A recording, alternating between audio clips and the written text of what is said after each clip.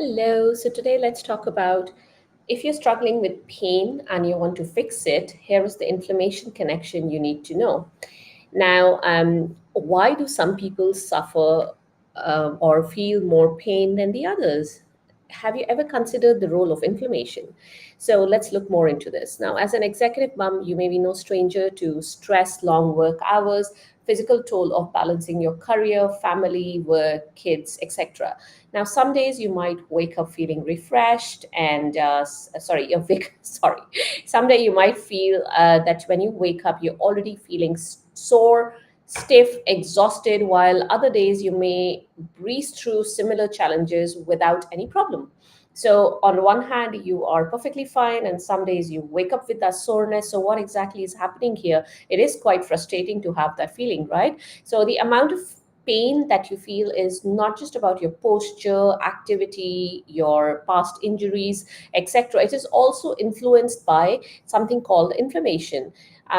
Now, if you've been struggling with unexplained pain, tightness, fatigue, and your body's inflammatory response might be playing a bigger role than what you give it credit for or what you realize. So, in today's video, we are going to see why some people feel more pain than the others and the role of inflammation in this. Now, I'm not saying that every time inflammation, well, nearly always, but not every single time that only inflammation plays a role in this, but it does play a major role and you should be aware of it, because if you're suffering from pain you should know what your options are and what exactly is causing that pain, because once you're empowered with that knowledge you can look at your pain relief, you can discuss your options better with your healthcare professionals or your providers. All right, so for those of you who don't know me, my name is Swati. I'm an executive mom power coach. I help moms of younger kids who work in high stress executive jobs to manage their spinal, that is back and neck, and nerve pain despite low energy levels and brain fog or lack of focus, or mommy brain as it sometimes is called. And I do so by giving you some simple exercises, some postural corrections, easy lifestyle modifications, some tips and tricks that have helped me in my own pain and adrenal fatigue journey. Adrenal fatigue has a lot of symptoms, but the ones that I had were low energy levels and lack of focus. And when you have these two, it is really very difficult to get on with your daily life, leave alone managing those spinal and nerve pains. So here I am trying to help you if you are in that same type spot that I was in the past. And let's talk. And of course, I don't want to take up too much of your time because we are moms, we are busy people. So let's talk about the topic for today, which is struggling with pain and you want to fix it. And here's the inflammation connection that you need to know. So, going back to what I was saying, let's begin with what exactly is inflammation and how does it affect pain. Now, inflammation is your body's natural defense mechanism against injury, stress, toxins, etc. Now, in small amounts, it is quite helpful because it tells your body there is a problem here and the healing mechanism kicks in. But when it lingers on for too long, that chronic inflammation, it amplifies your pain signals, it makes everyday movement and activities feel harder. Now, inflammation, if you look at it from a very sciencey point of view, there are five signs of inflammation. One of them is pain. Of course, pain, redness, swelling, loss of function, etc., is are the cardinal signs of inflammation, the bookish signs of inflammation that we all study. I mean, which I have studied. Sorry, not we all, but pain is the major one. So inflammation is always associated with that pain that you have. Now, some of the signs of chronic inflammation will be when you wake up feeling sore or stiff even after you've had a good night's rest, persistent muscle soreness even without intense activity, feeling more exhausted or foggy by the end of the day. Sometimes it could be also weight gain or weight loss. Now, of course, these symptoms that I just talked about, signs of chronic inflammation, can be caused by many other things. But if you have these signs, then think about inflammation as one of the potential causes. All right, so now let's discover that hidden connection between stress and inflammation. Now, as a high performing professional, as a busy mom, Your body's always in that go mode, right? It is running on that stress and that adrenaline, but that high stress keeps your nervous system in a heightened state. So it leads to more inflammation, and that leads to even more pain sensitivity.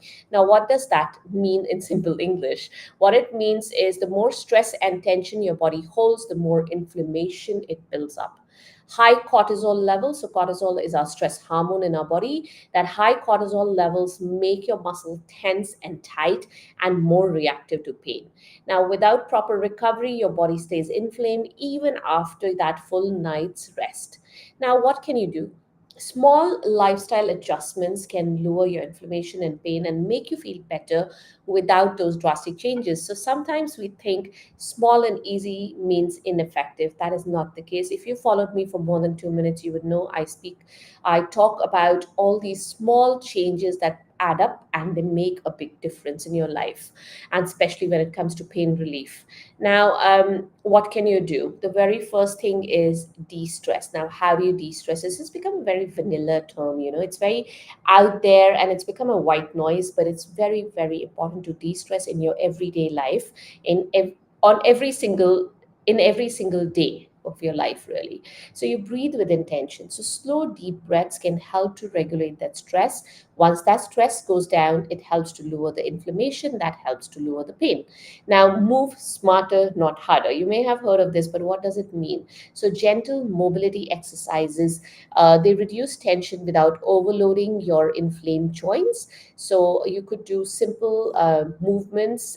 You could do simple movement breaks or mini breaks throughout the day. You could do posture resets. So I'll come back to these. Now, if mini breaks could be anything as simple as moving your neck from one side to the other, doing some shoulder rolls, doing some wrist mobility exercises, and of course, going lower down in the body with those mobility exercises. Now, I have written a blog on this topic. It is called "Why Some People Feel More Pain Than the Other and the Role of Inflammation in This." Now, I will leave a link to that blog in the description of this video. If you're watching me on Instagram, the blog is in my bio. If you do not find it on these platforms for any reason, do message me or drop a comment below the video. I'll send it across to you. Now, that blog has a lot of more information than what I'm telling you in this video because we are restricted for time here.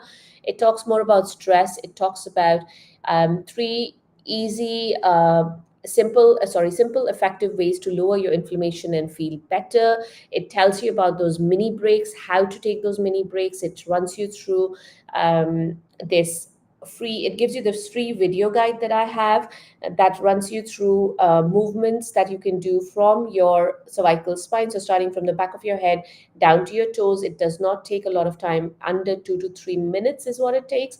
I would recommend doing it every hour, but see how you are placed for time. Maybe do it every 2 hours if possible. It also talks about how to do those posture resets that I just referred to earlier on. And basically, you need to understand when it comes to inflammation is you need to know what your body's pain triggers are. If you're feeling more pain than normal, it's not just in your head. Okay, so if somebody tells you it's in your head, just forget about them. Think about your body signaling that your inflammation needs to be addressed. What are those pain triggers? Write them down. What did you do during the day? What did you eat during the day? What were your thoughts during the day? So it's not just what you consume orally, as in terms of food, it's also your thoughts and the stress level. So think about all this and then work towards reducing that stress or whatever you eating, changing the diet, or if you've done some activity, maybe tapering it down or stopping it or taking a break from it. So try doing these are very important. However, if you want a step by step system to reduce your inflammation, reduce that tension, and move in ways that supports pain relief, and all without extra stress. There is a 11-day jumpstart, which is a free program that I have been doing for the past couple of years every month. It helps to reduce and manage inflammation in the body, including your spine, joints, and the nerve pain. Now, there are many people, of course, who have reduced inflammation in every part of the body. They have worked on different things. In that same blog that I was referring to, I will leave a link to that 11-day jumpstart and the testimonials from many other people. So it's not just me saying it. You can read those testimonials and decide for yourself if it is something that you are interested in. Know that I have customized it further for people with spinal, that is back, neck, and nerve pain. And I have included simple yet easy exercises that you can do as per your mobility level and your pain level. And it also has a lot of other things that I've thrown in about your posture, core, etc. It's a free program, so why not give it a try, right? We can do anything for 11 days. Now, that's all I wanted to address in the video for today. If you have any questions, any comments for me, let me know. If you have any questions on any of the terms that I have used and you do not understand or want me to explain further, let